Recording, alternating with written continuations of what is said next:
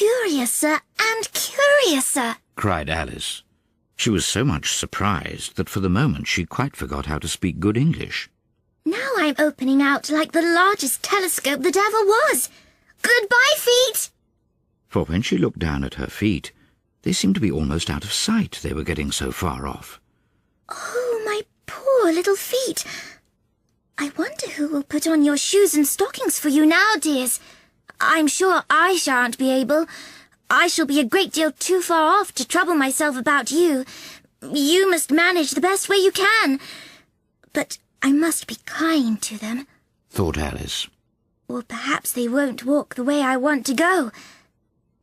Let me see. I'll give them a new pair of boots every Christmas." And she went on planning to herself how she would manage it. "They must go by the carrier," she thought. "and how funny it'll seem, sending presents to one's own feet. And how odd the directions will look. Alice's right foot, Esquire. Hearthrug, near the fender. With Alice's love." Oh dear, what nonsense I'm talking. Just at this moment her head struck against the roof of the hall. In fact, she was now rather more than 9 feet high, and she at once took up the little golden key and hurried off to the garden door. Poor Alice! It was as much as she could do, lying down on one side, to look through into the garden with one eye. But to get through was more hopeless than ever.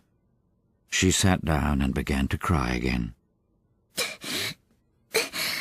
"You ought to be ashamed of yourself," said Alice. "a great girl like you. She might well say this. To go on crying in this way. Stop this moment, I tell you." But she went on all the same, shedding gallons of tears, until there was a large pool all round her, about 4 inches deep, and reaching half down the hall.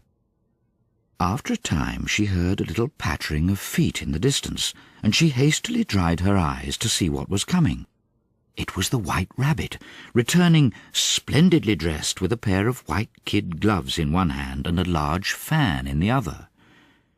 He came trotting along in a great hurry, muttering to himself as he came, "Oh, the Duchess, the Duchess! Oh, won't she be savage if I've kept her waiting?" Alice felt so desperate that she was ready to ask help of anyone. So, when the rabbit came near her, she began, in a low, timid voice, "If you please, sir." The rabbit started violently, dropped the white kid gloves and the fan, and scurried away into the darkness as hard as he could go. Alice took up the fan and gloves, and as the hall was very hot, she kept fanning herself all the time she went on talking. "Oh, dear, dear, how queer everything is today. And yesterday things went on just as usual. I wonder if I've been changed in the night. Let me think. Was I the same when I got up this morning? I almost think I can remember feeling a little different. But if I'm not the same, the next question is, who in the world am I? Ah, that's the great puzzle." And she began thinking over all the children she knew that were of the same age as herself, to see if she could have been changed for any of them. "I'm sure I'm not Ada," she said. "for her hair goes in such long ringlets, and mine doesn't go in ringlets at all. And I'm sure I can't be Mabel, for I know all sorts of things, and she knows such a very little. Besides, she's she, and I'm I, and oh dear, how puzzling it all is. I'll try if I know all the things I used to know. Let me see. 4 times 5 is 12, and 4 times 6 is 13, and 4 times 7 is... Oh dear, I shall never get to 20 at that rate. However, the multiplication table don't signify. Let's try geography. London is the capital of Paris, and Paris is the capital of Rome, and Rome... No, that's all wrong. I'm certain. Oh, I must have been changed for Mabel. I'll try and say, how doth the little... and she crossed her hands on her lap as if she were saying lessons and began to repeat it. But her voice sounded hoarse and strange, and the words did not come the same as they used to do. How doth the little crocodile improve his shining tail, and pour the waters of the Nile on every golden scale? How cheerfully he seems to grin, how neatly spreads his claws, and welcomes little fishies in with gently smiling jaws. Oh, I'm sure those are not the right words, said poor Alice, and her eyes filled with tears again as she went on. I must be Mabel after all. And I shall have to go and live in that poky little house and have next to no toys to play with and, oh, ever so many lessons to learn. No, I've made up my mind about it. If I'm Mabel, I'll stay down here. It'll be no use their putting their heads down and saying, "Come up again, dear." I shall only look up and say, "Who am I then? Tell me that first." And then, if I like being that person, I'll come up. If not, I'll stay down here till I'm somebody else, but, oh dear, cried Alice with a sudden burst of tears. I do wish they would put their heads down. I am so very tired of being all alone here. As she said this, she looked down at her hands, and was surprised to see that she had put on one of the rabbit's little white kid gloves while she was talking. How can I have done that? She thought.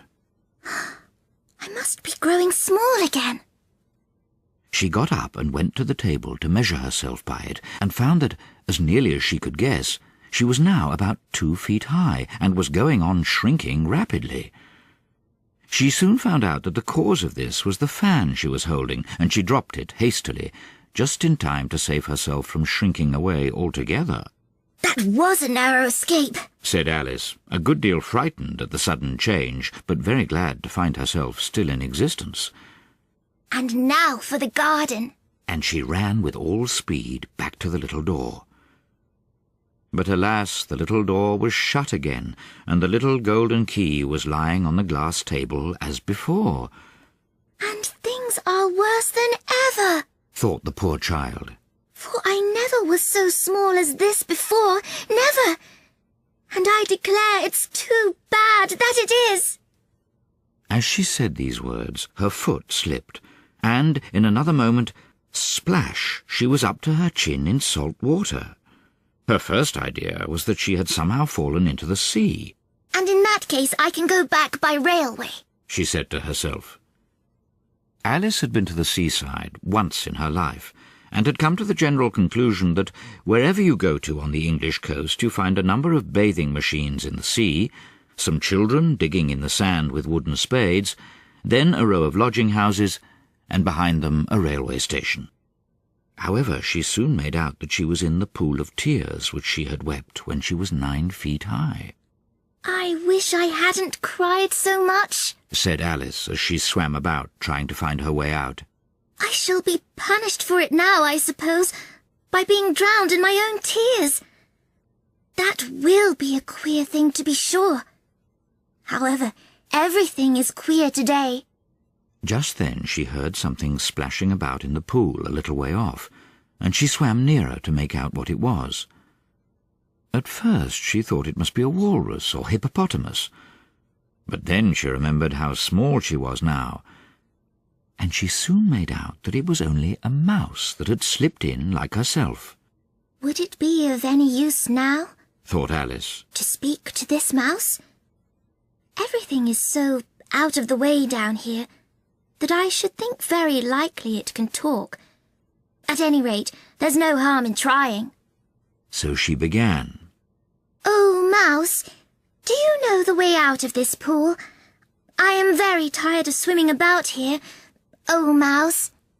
Alice thought this must be the right way of speaking to a mouse. She had never done such a thing before, but she remembered having seen in her brother's Latin grammar, A mouse, of a mouse, to a mouse, a mouse, oh, Mouse.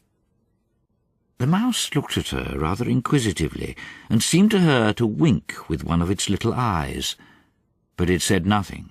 Perhaps Perhaps it doesn't understand English, thought Alice. I dare say it's a French mouse, come over with William the Conqueror.